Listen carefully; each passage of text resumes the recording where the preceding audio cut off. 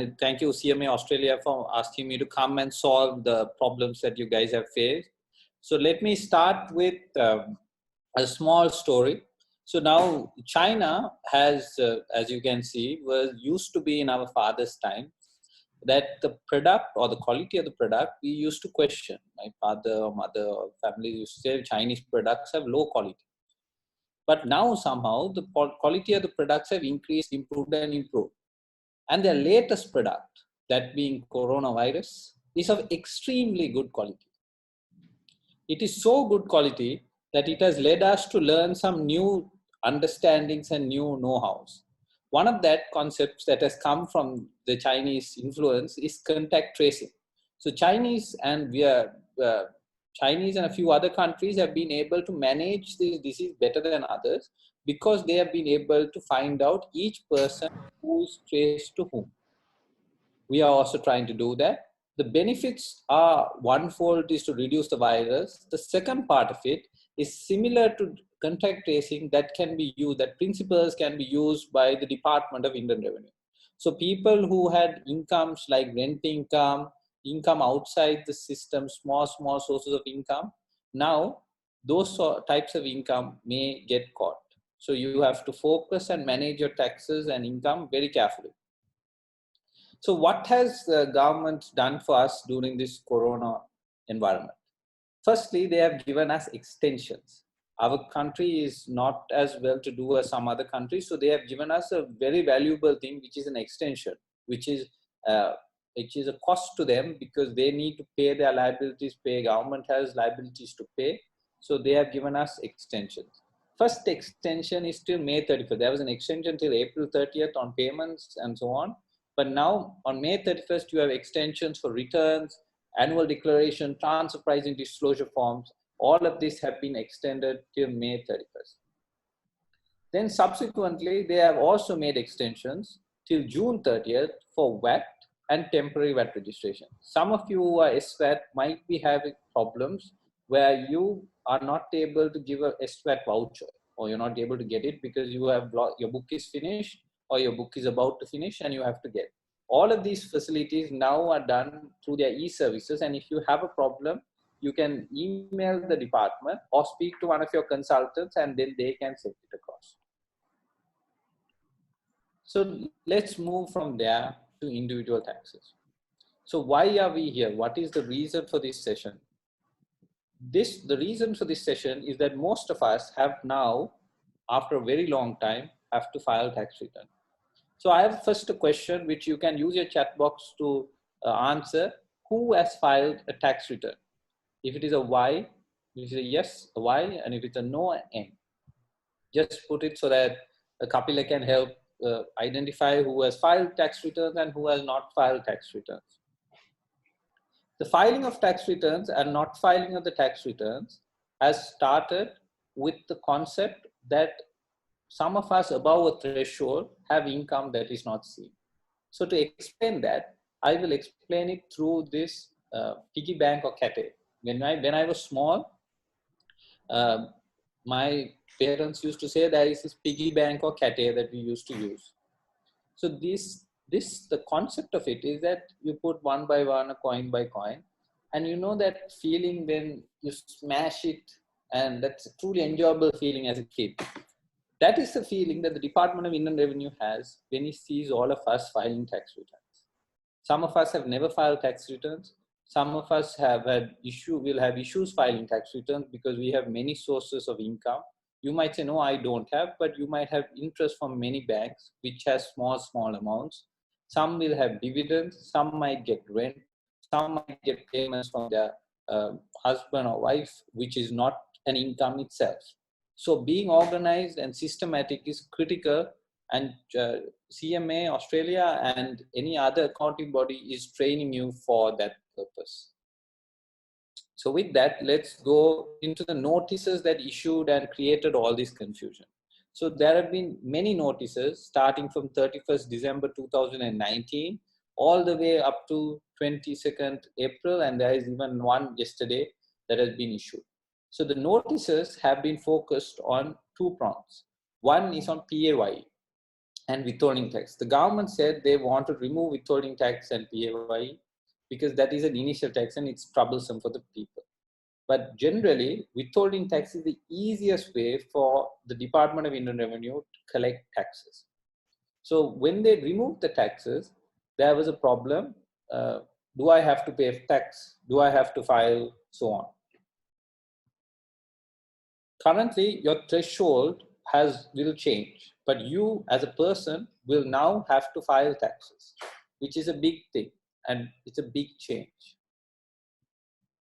So employment income, to understand that, earlier you had a tax-free limit of 100,000. Now you have a 300,000 element that is coming, which means now PAYE is completely removed and a principle called advanced personal income tax. So now advanced personal income tax, the simple question everyone asks is it good for me? Should I go back to it? Or do I tell my employer not to do it? Across the board, as of now, no one should go into the advanced personal income tax. Other than if you have who is not very careful with their accounts, who is not comfortable with filing, with paying amounts, they should go in, but 95% should not, because advanced personal tax means you will be paying taxes at the end of the month instead of the end of the quarter, 1.5 months after the quarter. So now let's take an example. If I was paying taxes on April, I'll be paying, my employer can deduct at the end of the month, or I can pay at August 15th, which is 3.5 months after that, which is an interest beneficial. Also, if advanced personal tax is deducted, it will be deducted without calculating some benefits the government has given you. So you will ask, what is the benefit of advanced personal taxes? One benefit at the moment for generality is that you can't move around, and if you can't move around, the company can pay the taxes on your behalf. But as of now, you have been given extension, so it is my advice not to be part of advanced personal income tax. Some will say advanced personal income tax is the same as PAYE, and that may be true. There is an old saying that government or politicians want us to believe that they live in a mud house built by their bare hands. Their concept is that withholding tax is different from advanced personal income tax. But clearly, advanced personal income tax is not the same as withholding tax, except for the fact that the name is different. It is the same. So now let's move forward to PAYE and terminal benefits. Now, some of you who might have heard of this, what is this concept of terminal benefits?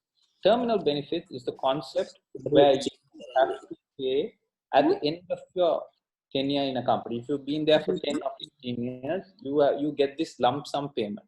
Some are for pension, some are for gratuity, some are even for termination and so on. You can, some of this income is exempt. As you can see, the provident funds, capital sums, pensions provided by government are exempt, others are liable. So now what is the basis for this terminal benefit? What do you have to do? So on day 0, let's say some of us are leaving a company and we are getting terminal benefits after say 10, 15 years. On day 0, employer will retain 12% or 18%, depending on what the payments fall into category, they will deduct 12 or 18%. Our job is to immediately, as ASAP, is to make sure that we go to the Department of Inner Revenue as soon as possible. If you do not go as soon as possible to the Department of Inner Revenue, they will not give a direction within the 90-day stipulated time. If they don't give it within the 90-day stipulated time, you will not get these benefits. You get a reduced rate at 0, 6% and 12%, which means the company deducted the 12% or 18% will refund the money back to you. But let's say you go on the 45th day or 50th day to the department, most you will not get. Let's go. Let's go. So you will not get this income back. That's a loss to you. So with that, let's move on to dividends, rent, and royalty. rent and royalty was earlier at the rates of 10% and 14% respectively before January 1st, 2020. Subsequently, after that end of the period, their rates for withholding tax was removed. So is this all good? To some level, it is good. If you're below the threshold of 250,000, it is very good. If your tax rate is in the 6% level, that is still good. But if your tax is at the highest rate, this is very, very bad for you because you will be paying taxes at the highest rate. So for example, if you were deducting dividends at 14%, now you'll have to deduct it at 18%, which is very bad for the high taxpayers. But there is a principle that the capacity to pay and the highest people at the top of the population should pay a higher amount of taxes. That is at least the principle that is a progressive principle, not a regressive principle. VAT and all is regressive. The poorest person will also pay the same amount of tax as the richest person, which is not good for society. So then let's come to interest. So interest was earlier at 5%, which is a very low rate of taxes. So now you are removed, and if you have 250,000 or below, you don't have taxes. But if you have anything over 250,000 income, you will have to pay taxes at a higher rate of 6%. And if it is even higher than that, that means if you are earning more than 6 million a year, your tax rate will be at 12%. And this is very, very bad. So if the previous withholding taxes on dividend was bad, interest is very bad if you're a high taxpayer. If you're at the lower level, it has definitely got better because the threshold has gone up from 100,000 all the way up to 250,000 a month, which is a massive jump. So is this all bad for the high taxpayers? Is it all bad? No, it is not. So there is a solution, and my team who helped me do this presentation believe this. Before 1st January 2020, this format is created like a pill, a medicine pill. And service fees is like medicine for us if you are at the highest profit levels. If you have high profit, if you are a person who is earning 750,000 or million rupees of income a month, you can ask your employer and go into a service model. What are the benefits of service model? You can deduct expenses against it. You're like a professional running a business where you're providing consulting services. But the negatives are there is not employment, so they can send you off at any time. Like in Corona period, they might let you go. EPF, ETFs, they don't have to pay. But if the relationship is strong, and especially for board directors and owners, this can be a viable route going forward. So what are the reliefs that this law has given which is beneficial to us? First relief is health expenditure. If there is a family member who is not well or you are not well, now some of that income you will be able to deduct. Previously, if you had salaried income, you can't deduct anything against it, which was very unfair because companies could do it, individuals could do it. Now, individual running business could do it. Now, everyone can do at least to this level of 1.2 million. So if you have expenditure to hospital, keep the bills, be organized, and then you can claim it. Next one is educational expenses. That could be anything. They say the department's view is not for registration or sign up, but for any educational, that is for classes. If CMA Australia is having classes, those expenses can. Third one is interest on housing loans. So now housing. Sorry, I think it's some disruption. Interest on housing loans can be claimed. Now we have loans which are beneficial to us.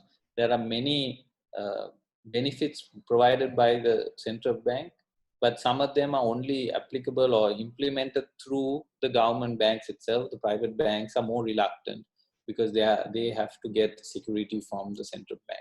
If you go to the government banks, they will give you beneficial treatments on loans, on all elements which you need to look forward to move your business from now to maybe after September 30th, 2020. So then we have contribution made to pay to approved pension schemes. And finally, we have expenditure incurred or purchase of equity or security. This is predominantly for share investments. So if the stock market was open, one way to plan your taxes is to buy some shares before 31st of March. And then you could sell it after 31st of March. Your acquisition cost is considered part of your expense. This could have been done, but not in this era, because at the moment, the stock market, we are one of the only stock markets in the world to be closed. And that means there is a negative sentiment towards the economy through that. So when Kapila invited me to come and speak, my understanding is that you're all accountants and you all have knowledge of accounting, but there are some elements, some fundamentals that I would like to go through so that you all understand how to file taxes. So let's take this tree. So if you take the tree, and the seed of the tree is the investment you put in. So you could put in as a deposit, it could be land, it could be machinery, those are investments.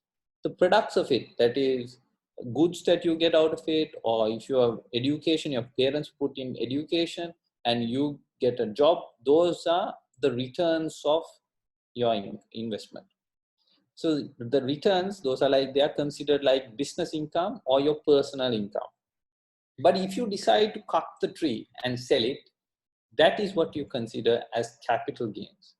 And capital gains is taxed at a lower rate at 10%, but that is only when you sell the house or sell the machinery, or if you, for one rare example, is if an employer asks you, I don't want you to work with anyone in the same industry for 2 years. That also could be a capital gain. And that is also potentially a way to plan your taxes if you're going forward and you're leaving the company. So if you're filing personal income tax, what has changed? Earlier, personal relief and employment relief was 1.2 million, 500,000 and 700,000. And your tax rates were 4, 8, 12, 20.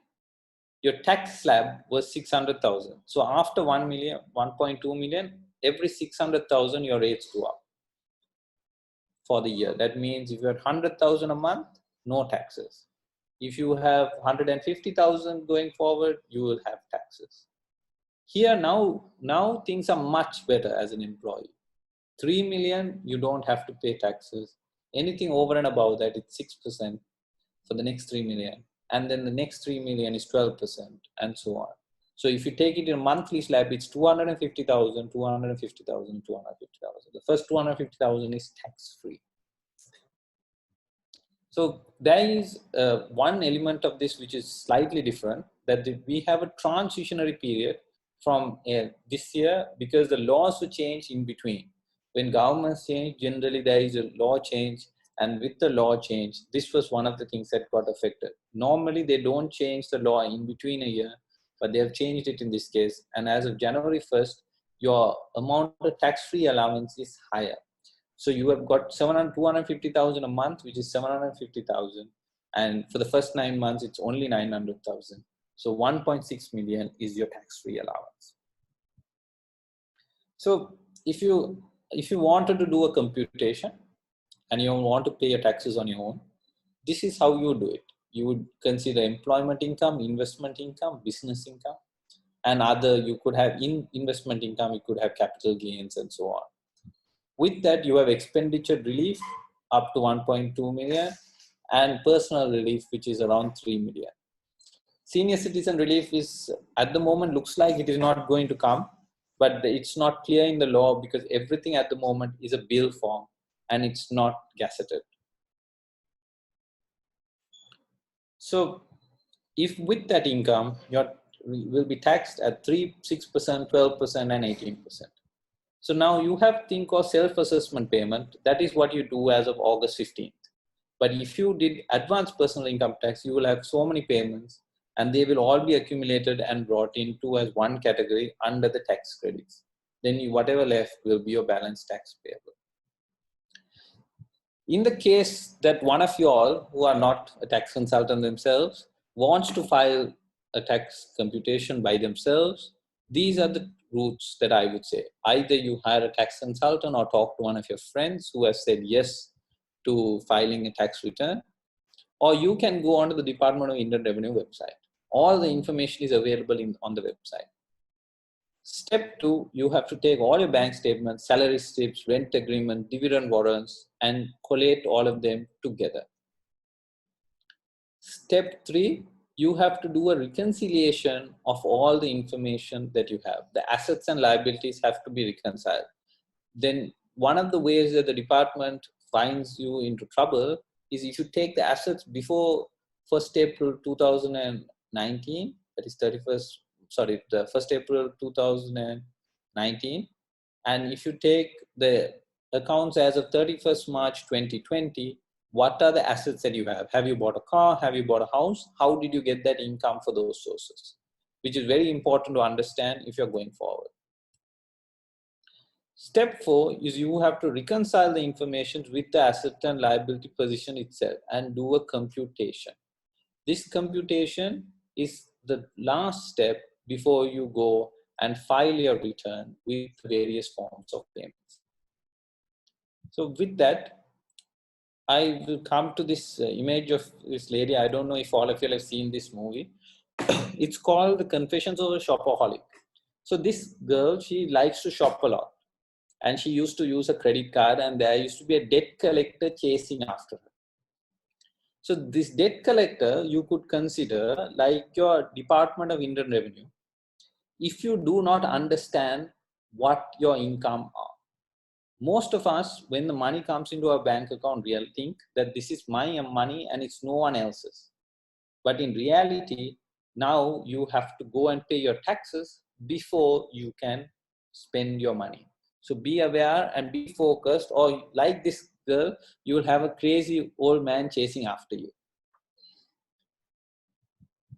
So corporate income tax and tax cuts. So now this is a heading from a paper article recently, and they said high tax rates for big income earners.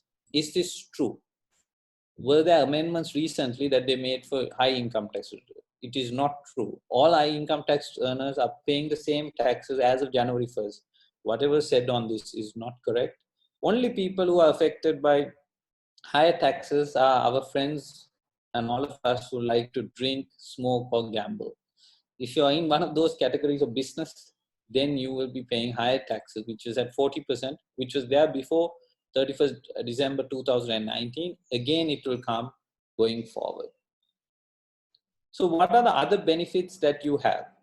So if you put some donations to the COVID fund, you will get a benefit. You will get an exemption from taxes. If you are in agro-processing, you may get some exemption from taxes. Then there are many other exemptions. I have simplified, saying that this is for non-resident Sri Lankans investing in any sort of bond or loan in Sri Lanka. The interest that they get back is not taxed. So if your friends and family who are abroad want to invest in Sri Lanka, their income is not taxed. And if they come from the correct countries, their income, even when they get it back, will not fall because of the double tax treaty. There will be no taxes. So the next category is benefits from dividends. So now if you're a dividend and you're a non-resident person, again, you have no taxes. So if you have related parties or connected companies where you have a foreign investment, 30%, 40%, they have a higher benefit now. So if a person wants to come and do business with you now, and there is a deadlock between negotiation, you might want 55%, they might want 55%, and there is a deadlock.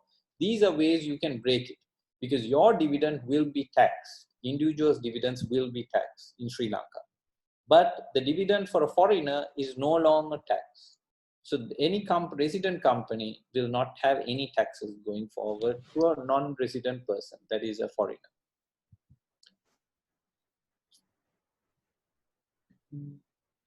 In the reverse, if we as a Sri Lankan invest in a company abroad, we also can, if you have substantial interest in the company, over 10%, you also will not have to pay taxes if you get the income. This is not if you have 1% or 10 shares. If you have 10% in a company, you will not have to pay taxes. But now you can't take money out. Investment out is again slow for a period of time. I'm sure that will come back. Finally, foreign services income under certain circumstances are exempt. It is not a catch-all clause as it used to be where every income foreign is exempt. Yes, service income may be exempt. Employment income is of a different section. Earlier, they used to give a separate section for that.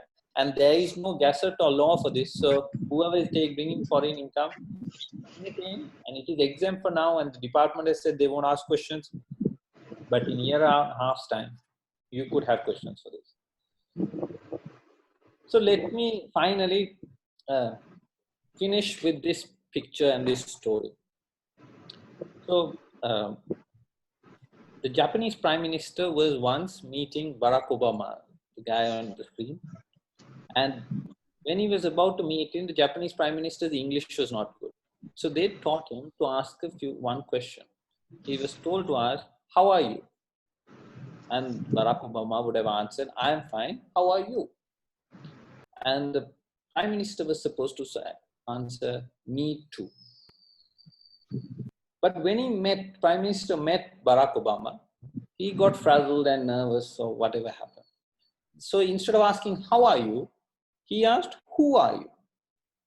Barack Obama smiled and realized there's something wrong with this.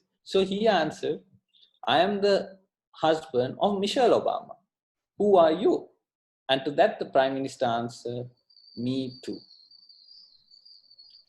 This is the situation where if you go to the Department of Inland Revenue without a friend who understands the law or who understands the environment that is there and you miscommunicate, you can also be in an embarrassing situation.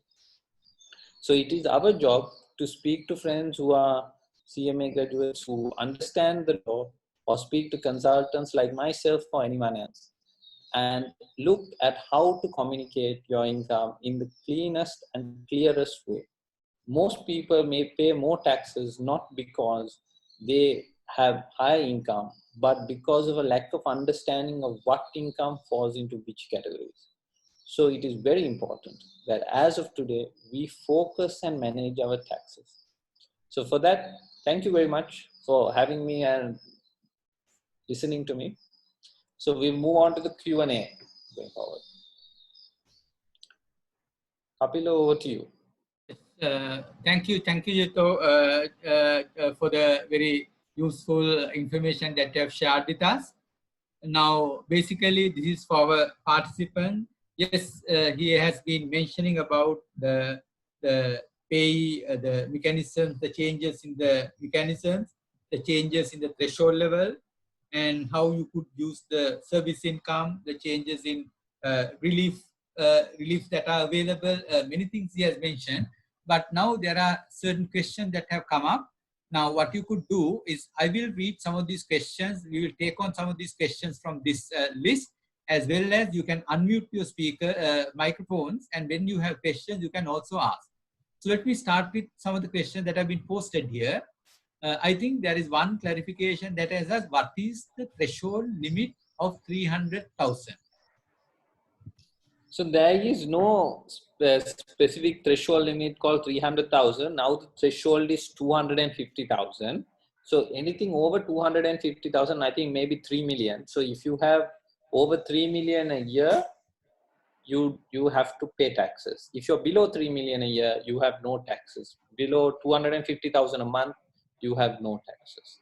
Anything over 3 million, you have to pay taxes. And every 3 million, your tax rate goes up by 6%. So it's 6% from 3 to 6, 6 to 9 is 12, and 12 to 18 is 18%.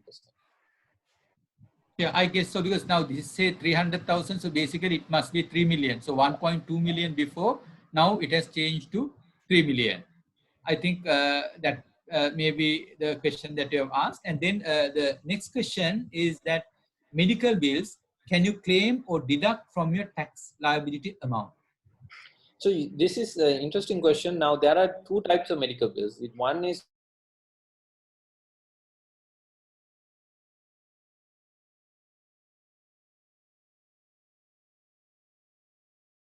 first ones are in contention, but as of 1920, I think you should be able to claim because there's no law or gazette that has come across. But going forward, we don't know. But at the moment, you can claim and there is, if you are claiming someone else's, it better be in your name. If someone else has paid for it, then there is very low likelihood of you getting the claim. And there is another question. What about annual subscription? So the department's view is that annual subscriptions, this is the verbal view, the paper notices don't say. They seem to be saying that international annual subscriptions, they might not allow. But as of now, if I was one of you all, I would definitely claim it, because the law does not say any such clause, and as it doesn't stand, you can definitely claim it. So it can be any professional qualification, any other qualification. If there are annual subscription, you can claim. Okay. I think there's another question from the same gentleman. Now this says, sorry, gross or net income. I think it may be related to that 3 million figure. Yeah. So now earlier when we were paying taxes, it used to be gross income and there was a tax rate. There was nothing else. For an individual, you have to pay. If you get salaried income, you can't deduct any expenditure against that. Now you have this qualifying payment 1.2 million you can claim for against your expenditure. So there is a net element of that expenditure.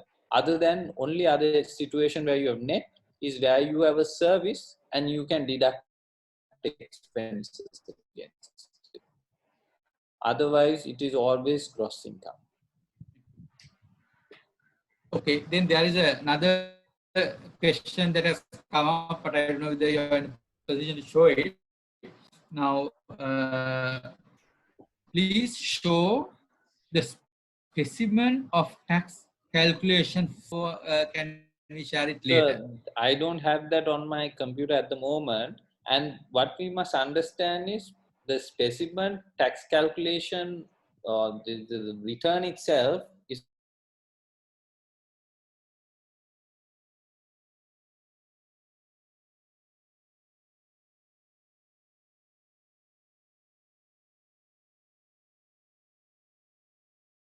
two elements. The first 9 months will be under one segment of the law, and the last 3 months will be under a new segment.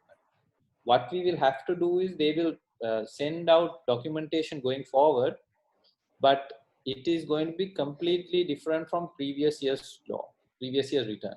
Normally, when you ask a specimen, we can normally show you the previous year's return, but this case, it's not advisable because it will be different. Okay, let me take another question. Is there a limit to claim children education expenses? Is there a limit to claim children education expenses? You can claim all the way up to 1.2 million for you. So if you are husband and wife and if both of you all are working, each one of you can claim up to 1.2 million. So that is the limit that you can claim for. Anything beyond that, you can't claim. And okay, there's another question here. Can you elaborate more on advanced personal income tax? Yeah, it's a good question. These days, everyone seems to be asking this question on advanced personal income tax. This advanced personal income tax was a solution because people were complaining that they wanted PAYE back. They said PAYE was easier. Why did you take it off? Advanced personal tax was a solution to that. But it has not solved the actual problem. That is that if you have advanced personal income tax, you have to pay taxes same way as earlier, like PAYE, every month. So every month the company will deduct and send it to the department. You don't have to worry. If you give the acknowledgement to sign for advanced personal income tax, you have to give a yes to go into advanced personal income tax.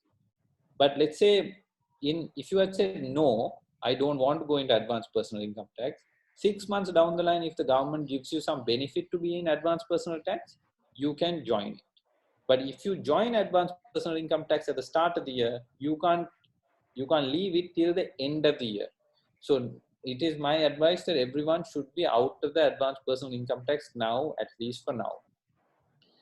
The difference of advanced personal income tax and if you say a quarterly payment, a self-assessment payment, is that self-assessment payment you will pay at the end of the quarter, 1.5 months after the quarter.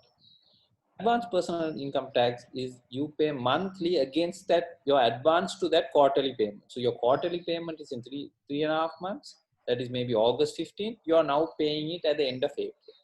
So that is what you consider is advanced personal tax. Advanced personal tax can also be there for interest and dividend.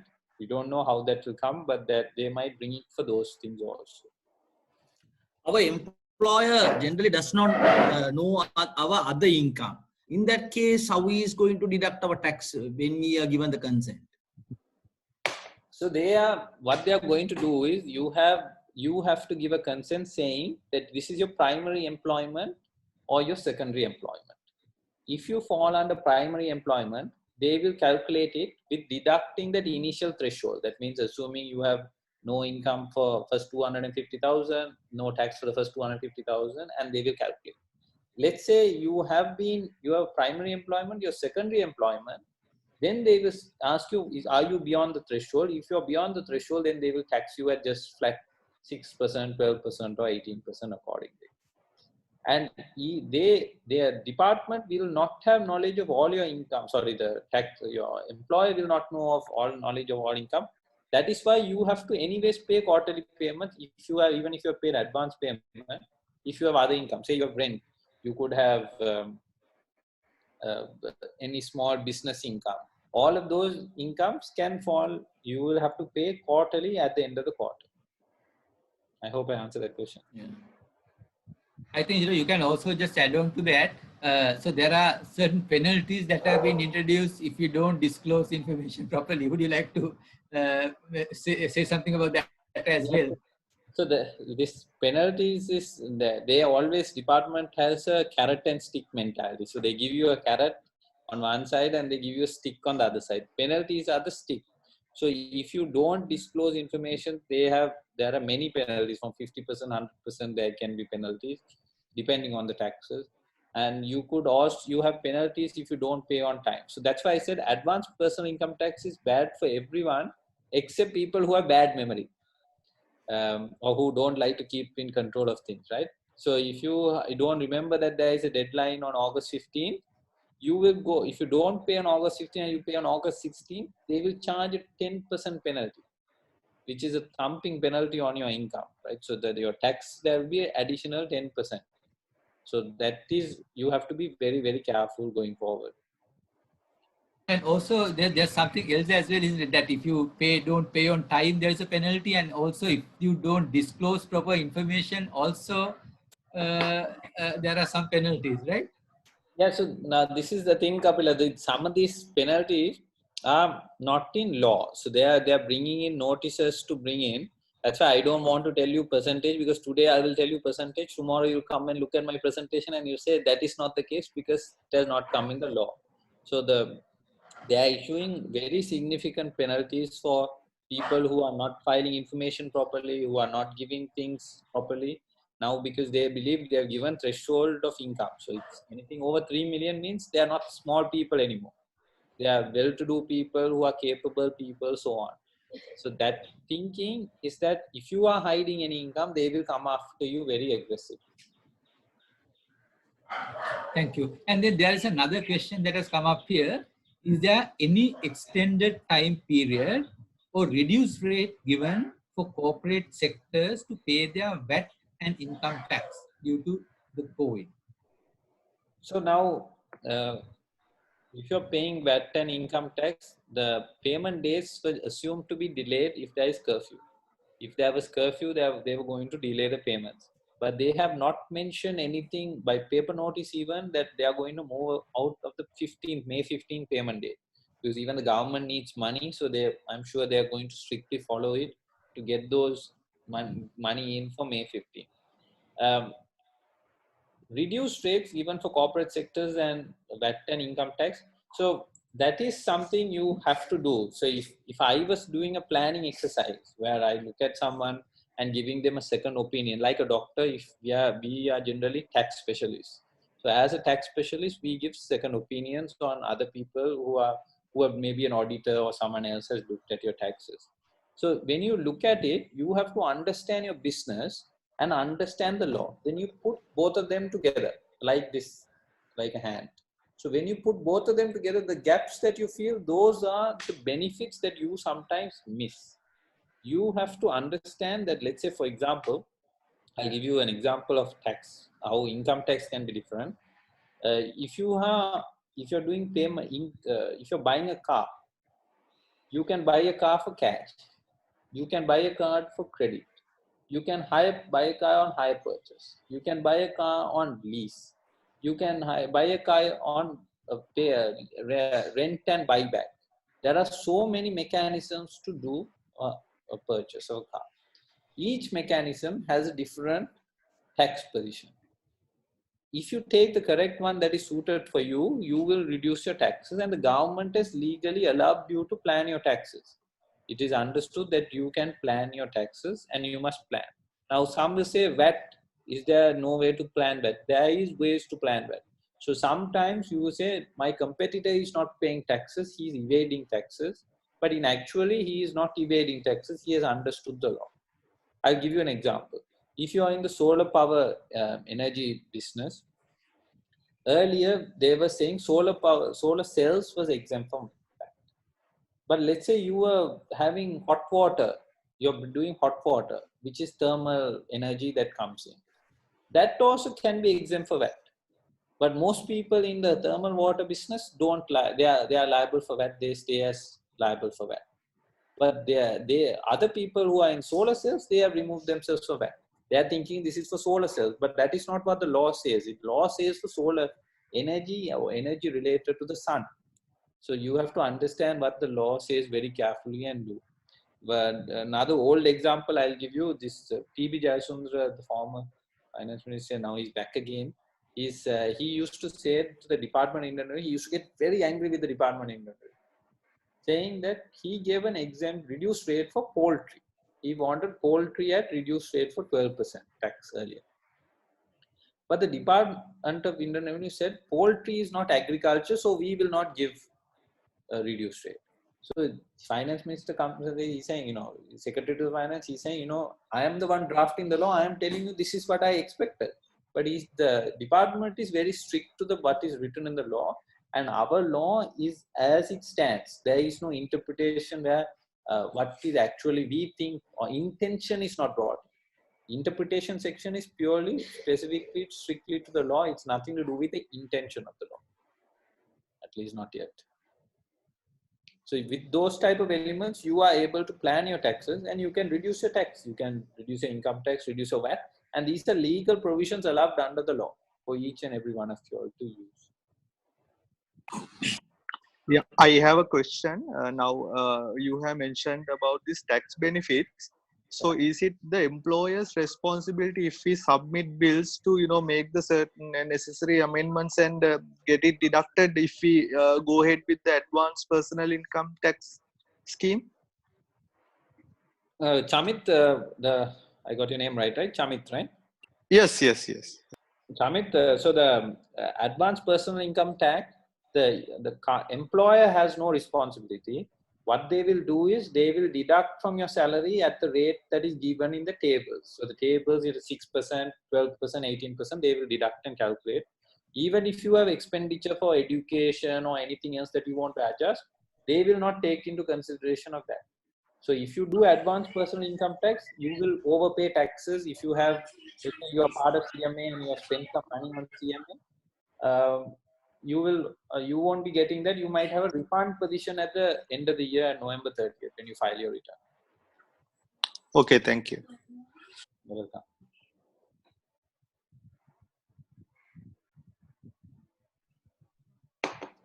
Apila, I can't hear you.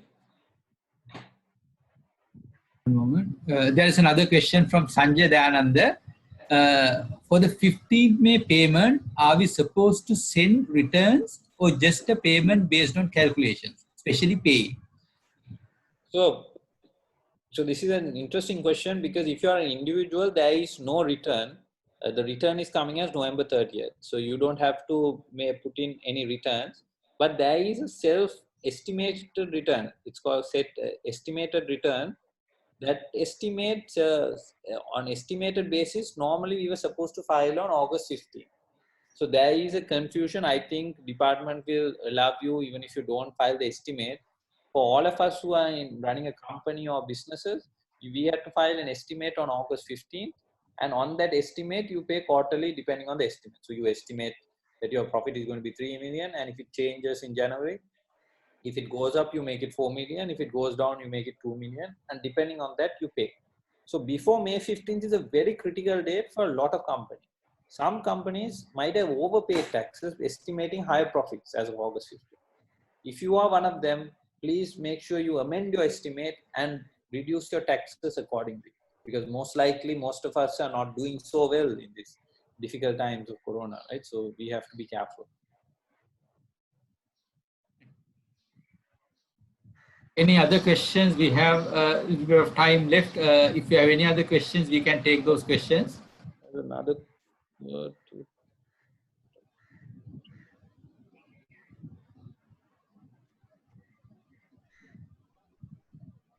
So there's a question to me said directly, I think if the employer is to pay APIT on behalf, we have no other income, do we still have to open a TIN file with the IRD? Yes, you have to open.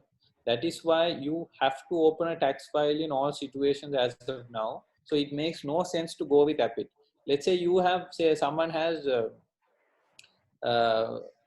you have to pay say 15 or 20,000 rupees of tax every month. If you decided to go with APIT, every month it gets deducted.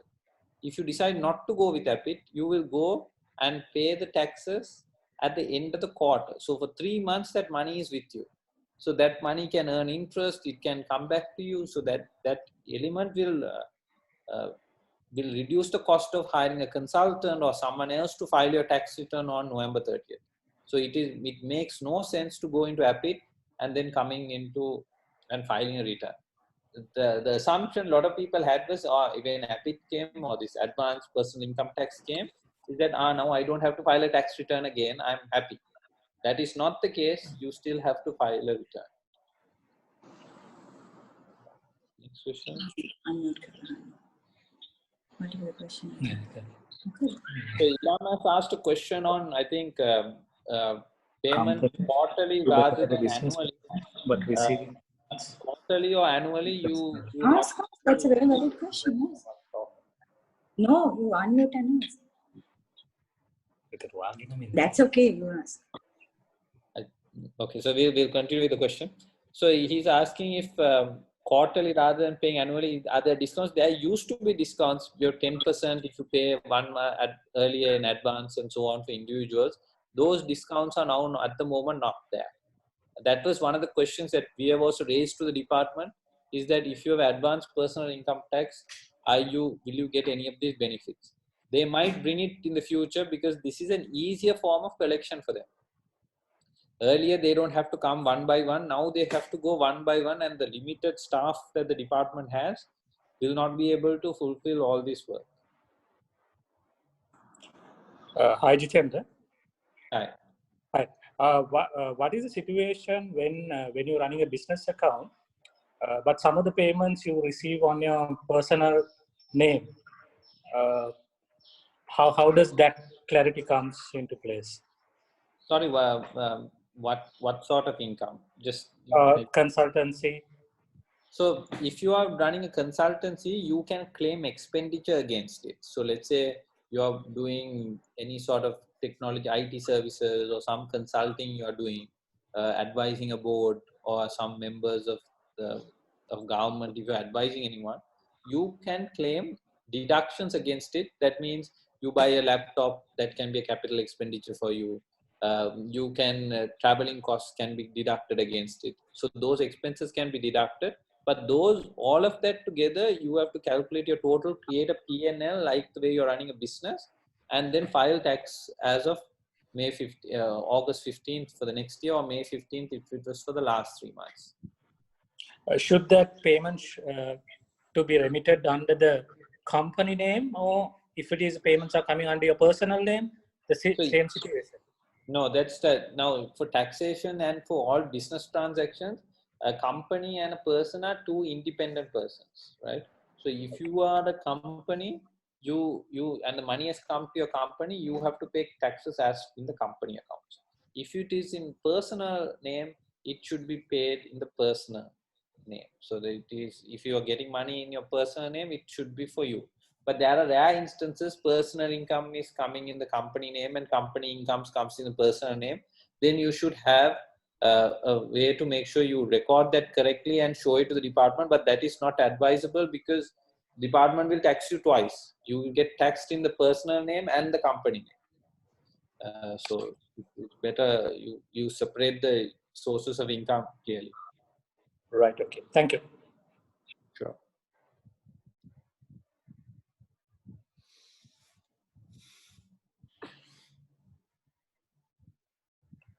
Any other questions, clarifications? Someone has asked. So then when the company deducts the pay tax, when we give our consent, so you mean to say that at the year end again, we got to submit our returns? Yes, that's right. As it stands, yes. Department also is very clear. They expect you to file returns even for the PAYE. So the January to March, they said PAYE. Now it's called advanced personal income tax. But in both situations, you have to file a return. So yes, you have to file a return going forward. Thank you. So there's another question on threshold for consultancy services. If you're over 2.5 million, you be a person paying some taxes. So if you can't follow the steps I have provided for you to simplify and do the taxes, then you will have to find a consultant, someone to help you. I'm sure there are in the chat box there are enough and more. There are a few people who said yes, I have filed tax returns. So you can always ask them. But otherwise, there are all the others who have said no. You might have to talk to a consultant, or I'm sure Kapila can direct you towards someone. Now, actually, 50% of the candidates have, the participants have answered the question, and only 75% of them haven't filed the return. 25% of them have filed the return. That's the final number as per this. So there is business for consultants, I think. So that's another interesting question. Now, some people ask me, with this confusion and all, do we have a lot of work coming in because we are having all these issues? So I will answer it this way. Earlier, when the law was brought in, before these amendments were coming, everything was stable. So when there is stability to the law, our questions or problem is only 5%. There are small things, elements which we don't know. But now everything is unstable. So a lot of the questions that are asked we don't charge for fees. Now sessions like this, people come and ask us, we are not charging them anything for that, because those are general questions that people need to answer and you can't get paid for that. So consultants, yes, we have more work, but in some instances, but in most other instances, it is a lot more work for almost nothing.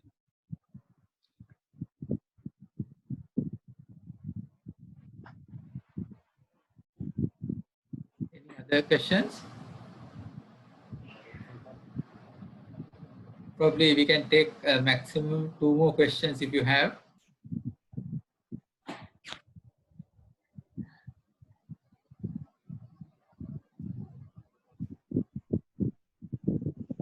One thing I must tell you all, while if anyone wants question, is that if you're managing accounts, some best practices are good. So one element is, if you're an online savvy person, you can use your bank systems. I'm not one of those people, but if you are using those bank systems and you can put in the transaction, why this transaction happened, right? Otherwise, if you're getting a physical bank statement like me, you must put a note on it. So, okay, I gave this money to my mother, or I got this from my wife, or this from my husband, so that we know the transactions later on. One of the issues is you have credits, that is money coming into your bank account, but you don't know where it came from. But I didn't make this money. I have not earned so much money, but I don't know where this credit has come from because you have not put a note. When you have not put a note, what happens is department will look at it and say, this is your income, you pay taxes. They don't care of the expenses or the debits that are going out, but they care about the credits that are coming. So you have to be careful and note it down. As an individual, we are very, we don't all do this because most of us have not filed a tax return in our lifetime. very few people at the moment who are taxpayers have filed tax returns in their lifetime who are not doing business or have some other income. So most of the people who are on employment have not filed taxes for a very, very long time.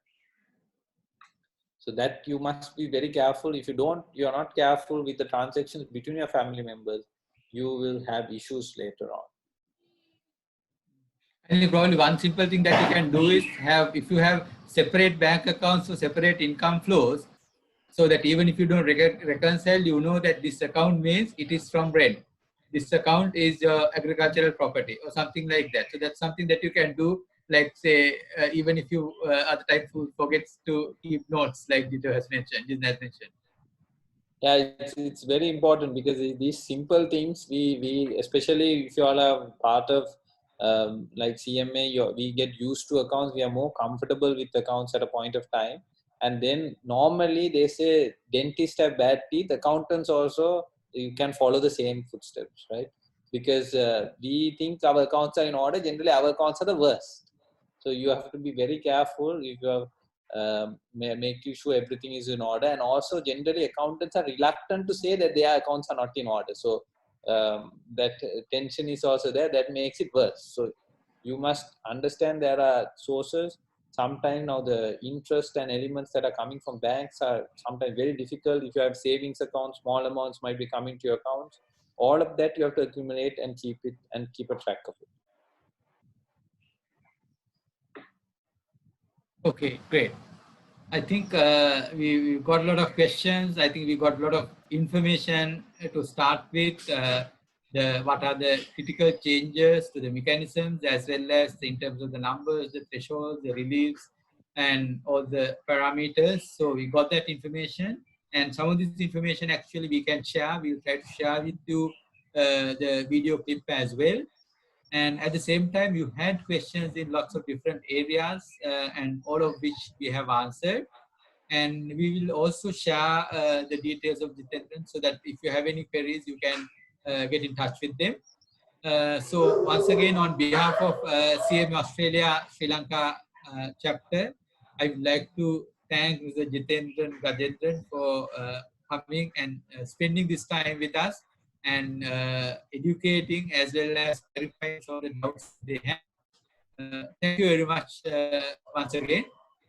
And also for our members, I told you that several other sessions actually which we are planning to have, and very likely this Sunday, because now on Monday, if everything is, you are going to go back to work from the 11th. So again, you are going to get back to your normal corporate cycle, a lot of work, a lot of meetings, a lot of stresses.